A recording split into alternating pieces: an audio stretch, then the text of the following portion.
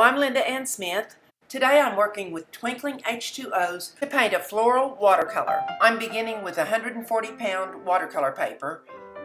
This is taped to a solid board that I have especially for my watercolors, and I use just plain painter's tape to tape it down. I always have on hand 2 containers of water, one for dipping the brush in just to get the paint, the other for cleaning the brushes. This is a plastic doily that I picked up at Ross's Dress for Less for just a couple of dollars, and it's going to make some really beautiful textural background. I'm placing it over my watercolor paper, and then I'm going to pull out the product called Radiant Rains from Color Art. If I remember correctly, they're closing out this product, and when I checked on the Color Art at colorart.com, there were very few colors available. So if you love these like I do, better hurry. The colors that I have on hand are Spanish Moss and Sunburst. Now my hand will be off camera as I'm spraying because I'm holding it up away from the plastic doily, and I want a fine mist. So I mist it very lightly. I don't want it to run under the canvas. When I lift it up, it provides such a nice beginning for a background for my watercolor. And while that's drying, I'm going to press the paint that's left over on the front of the doily, this little mist. I'm going to press it onto another piece of watercolor on my watercolor block, and that will give me a start for another watercolor later. Trying to hold this up off of the wet paint that's below on my board and show you at the same time that I'm pressing this. That's why I'm doing this one-handed. It's kind of awkward. Putting this on my watercolor block prevents me from having any of that blank canvas syndrome that we're all afraid of. I've already started, I've already put paint on it, so I've got something ready to go the next time I want to pick up my watercolors. This is the way I store my watercolors when I'm working, and this is a Lazy Susan that turns around. I have a couple of these trays. They stack up on top of each other when I'm through with them, but it helps me because I can identify the colors, check with my color charts, and know kind of where I'm going, because you cannot look at the color in the little containers and know that that's going to be the color when you put it on the canvas. You really need little color swatches to go by. So this gives me, with the labels and everything, it gives me the opportunity to check my color swatches before I put them on. And I'm going to begin with Yellow Rose. Now I've already spritzed these with water. I misted them with some water, and they have set for about 10 to 15 minutes actually. They usually tell you about 5 minutes. I always like to go longer because I like that rich color. And I'm just going to start dotting in some little kind of teardrop shapes here and there. Odds are better than evens. Instead of having 4, I'd rather have 5. Instead of having 6, I'd rather have 7. So I'm just going to start that because these are going to be some kind of little buds, and I'm not worried about what they are. I'm not worried about identifying the botanical names of my flowers. I'm just going to start making flowers and see what blooms. I didn't start out with any picture or photo or plan of any kind. I'm just putting down colors where I think that they look pretty. I'm trying to make a cluster here because I'm thinking this could go into a branch where they could all connect together. So I just keep forming these little teardrop shapes. Something that's really important to do with twinks, if you really want that shimmer to come to the top, is kind of stirring them with your brush tip before you place it on your paper, and then that shimmer gets all mixed into the liquid part and looks really good. I decided to balance this out. I might need a cluster coming in from the other side, maybe not as many as I put here. I put 7 little buds on one side, and I think I'll just put maybe 3 on the other side, just to kind of bring the color across the page. This will help balance things. You don't have to have equal numbers on each side to balance the color. Just put in a little color on the other side to make that color pull all the way through the page. You'll notice I changed brushes, and this black emerald Twinkling H2O, I'm using it rather thick, quite a bit of it on my brush, but enough liquid to make it flow. And I'm painting in little wiggly jiggly stems that all end up connecting together. Now I'll do that on these, and then I'll go over to the 3 and I'll connect those together. Liner brush doesn't hold very much paint at one time, so I have to go back and dip in the paint pretty often, and sometimes, see how this is skipping, I'll have to go to the water and just add a little more water. Maybe I have enough pigment in it, but just not quite enough water to make it flow through. And I'm going to just put a little line up there that doesn't have anything attached to it.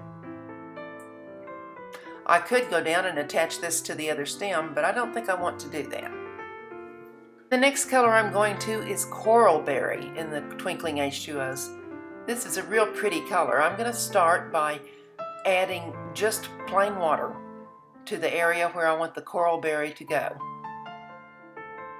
And it's disturbing a bit of the Radiant Gels mist that I put there earlier, but that's not a problem. It'll mix right in. It's very light. So I just keep a pretty wet palette here and put in an outline of a flower. I don't pay too much attention to the detail at all, just pretty much the outline shape. Another one over here. And remember that I like things in 3s, not 2s. Odd numbers are best, so I need to figure out someplace else to put this. I really don't want another big flower on here, so I'm going to place a bud right up at the top. And this bud's going to be quite a bit bigger than the little buds that I did on the stems. That flower in the center already is beginning to look like a rose. I didn't try to force it to look like a rose. It's just beginning to do that on its own. So I may kind of play with that opportunity. And for the next color, it's Bougainvilla. The first time I ever heard that word, I was in Arizona, and I don't know whether we don't grow that plant here. I'm assuming it's a plant because I was told it was a flowering bush type thing.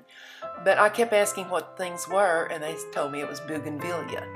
And I just never had heard of that, and I have dealt with lots and lots of flowers and know lots of names. So I'm just going to give a different texture with this. So I'm just tapping on little branches behind in little dot type forms. Just kind of keeping them in clusters, but not really worrying again about what they are. Remember, I don't have a plan for the composition here. I'm working intuitively. When I see something that needs to be added, I add it. So at this stage, I have to be careful not to overwork it. If you overwork watercolor, it's one of the hardest mediums to fix. But please don't let that stop you from using these Twinkling H2Os, because they are so much fun to use. Some of you may need a little practice, but it will be so rewarding once you kind of have that little learning curve. And you can always contact me if you have questions. I'm putting my address, my email, and everything below in the description box. Moss Green is the next color that I have chosen, and it's a very dull green. It has that shimmer in it, but it's not a bright green at all, and I don't want a bright green in here to overpower. I want the flowers to show up more than the stems. These are just little companion colors to bring out the colors of the flowers. If I put a really bright green in here, I don't think it would look very good at all. So I'm deciding to make these look a little more like roses, adding little pointy shaped leaves to them here and there. And to add just a little more variety, I've gone with Lucky Apple. That's a brighter color, so I'm intensifying the color just slightly.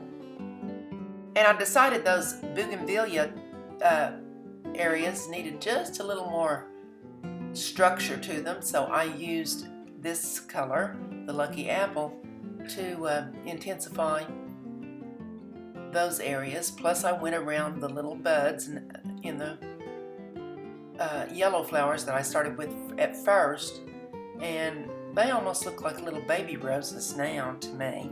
Of course, I'm never worried when I do these freeform florals. Again, I don't worry about the botanical names. I just start, and a flower is a flower is a flower to me.